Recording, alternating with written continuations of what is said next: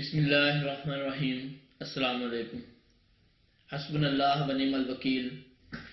आज हमारा टॉपिक है, क्या लॉकडाउन से ज़्यादा हलाकतों का ख़तरा है या कोरोना वायरस से। तो अपनी वीडियो में जाने से पहले बताता चलूँ कि हमारा यूट्यूब पे न्यू विजन मीडिया सेल के नाम से चैनल है। आप वहाँ जाके इसको सब्सक्राइब कर सकते हैं, शेयर कर सकते हैं, बेल आइकन को क्लिक कीजिए ताकि नई वीडियो आपको मिलती रहे। और बराए मेहरबानी आज के टॉपिक के हवाले से कमेंट सेक्शन में ज़रूर आगाह कीजिए। तो जी, अपने टॉपिक की तरफ आते हैं। लॉकडाउन से ज़्यादा हलाकों का ख़तरा है या कोरोना वायरस से। मैं ज़हनी लॉकडाउन की बात कर रहा हूँ, जो ज़हनी गुलामी की बात कर रहा हूँ। मैं सिर्फ सेल्फिशनेस की आज बात करूँगा। हमने जो अपने दिमागों के अंदर हसार बना लिया है, हमने अपने दिमाग के इर्द गिर्द एक दीवार बना लिया और एक ऐसी दीवार बना दी जिसके बाहर हम बिल्कुल झांकना, बाहर देखना बिल्कुल गवारा नहीं करते। हाँ जी, वो दीवार ऐसी दीवार है जिसके जरिए हम सिर्फ अपनी ज़ात तक महदूद हो गए हैं। हम सिर्फ अपनी फैमिली, अपने घर और अपने ख़ानदान तक महदूद होकर रह गए हैं। हमें मुआशरे की कोई परवाह नहीं रही। मेरा ख्याल है कि ये लॉकडाउन ज़्यादा ख़तरनाक है और शायद मैं गलत हूँ। शायद यही वजह है कि इसी दिमागी ज़हनी लॉकडाउन की वजह से शायद हमारे ऊपर ये आजमाइश आन बैठी है। जी हाँ, हम इतने अपनी ज़ात की हद तक, अपने घर तक इतने महदूद हो गए हैं कि हमें बाहर जो बेचारे हमारे मुस्तहिक लोग हैं वो नज़र नहीं आते। हमें ये भी इल्म नहीं है कि आज कितने दिन से लॉकडाउन हुआ पड़ा है। वो बेचारा मजदूर जो बाहर रोज़ कढ़ाई लेके खड़ा होता था और रात को 700-800 हज़ार रुपये अपने घर लेके जाता था बच्चों के लिए, अपने घर वालों के लिए, खाना खाने के लिए, वो कहाँ से गुजारा करता होगा। वो बेचारा रिक्शे वाला, वो रेडी वाला, वो छाबड़ी वाला, वो बेचारा रेस्टोरेंट पे वेटर जो टिप के ऊपर गुजारा करता था, जिसको टिप मिलती थी तो उसका घर का खर्चा चलता था। मुझे बताइए, क्या हमने ये सोचा कि आज वो कहाँ से गुजारा करते होंगे। उनके घर का जो रेंट है 7-8-10 हज़ार बिल लेकर आए हैं। अल्लाह ना अगर उनके घर में कोई बीमारी आ जाती है तो वो कहाँ से 200-400-500 रुपया लेके डॉक्टर को चेक करवाएं, क्योंकि तमाम गवर्नमेंट हॉस्पिटल की ओपीडीज बंद है। तो क्या हमारी सोच नहीं निकली बाहर? क्या हमारी सोच इससे बाहर गई, अपनी ज़ात से बाहर निकले? हमने इस हसार को, इस लॉकडाउन को जो अपने जहन के इर्द गिर्द बना रखा है, हम खुद उसमें कैद हुए बैठे हैं। तो अपने घरों की चीज़ें बेच रहे हैं, वो हाथ उठा के दुआएं कर रहे हैं कि अल्लाह कोई है हमारे लिए मददगार भेज। मुझे बताइए, वो बाहर निकल नहीं सकते, मजदूरी कर नहीं सकते, किसी के आगे हाथ फैला नहीं सकते। वो सफ़ेद पोश लोग हैं, शर्म आती है उन्हें, तो वो घर में अपने कैद हैं, बैठे हुए हैं। वो अपने घर में बैठ के पानी पे कितने दिन गुजारा कर लेंगे? क्या हमें उनकी चीज़ें नजर नहीं आती? और हम अपने घरों में सुबह दोपहर शाम 3 टाइम का खाना खा रहे हैं तो उसके दावतें उड़ाई जा रही हैं बाज़ जगह पे। तो क्या हम अब भी ये समझते हैं कि हमने अपने ज़हनों को लॉकडाउन नहीं कर रखा? क्या हम अपनी ज़ात तक नहीं महदूद? क्या हम सेल्फिश नहीं हो गए? खुदारा उनके ऊपर गौर कीजिए, उन मुस्तहिक लोगों की तरफ सोचिए। हमने अपने घरों में चंद पैसे शायद जमा कर रखे हों।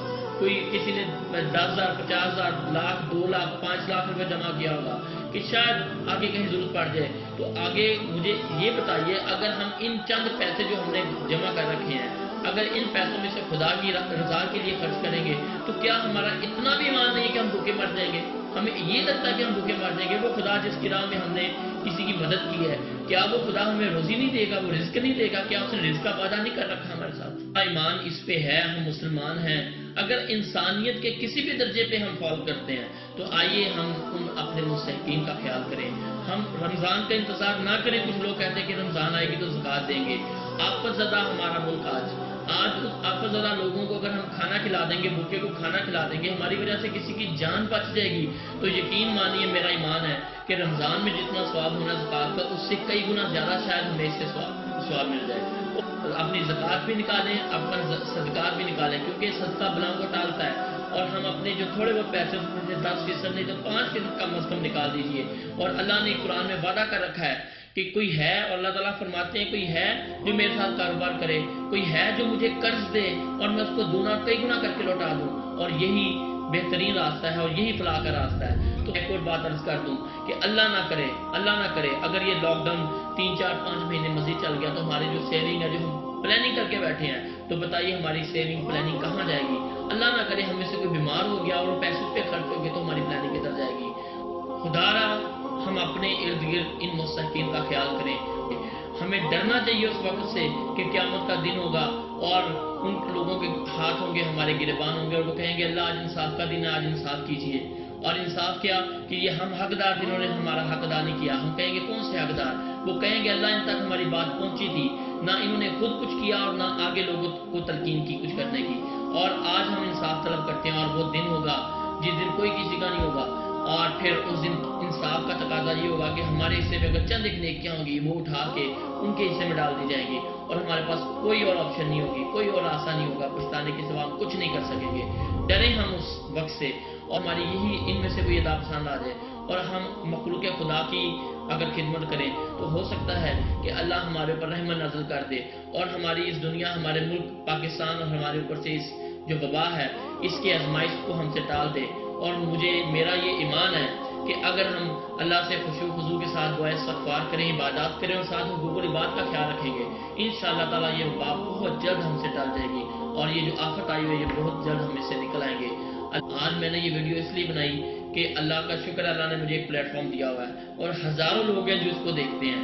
اور آج اگر میں نے یہ پیغام نہ پہنچایا تو شاید قیامت والے دن میری بھی پکڑ ہو جائے. تو اس پلیٹ فارم کو یوز کرتے ہوئے میں چاہوں گا کہ یہ پیغام سب تک پہنچے. اللہ آخر میں اسی دعا کے ساتھ کہ اللہ ہم سب کو اس آفت سے بچائے، تمام آزمائشوں سے نکال دے. اللہ مجھے اور آپ کو ان تمام باتوں پہ عمل کرنے کی توفیق عطا فرمائے. اللہ آپ کا اور میرا حامی و ناصر ہو. پاکستان پائندہ باد. اللہ حافظ.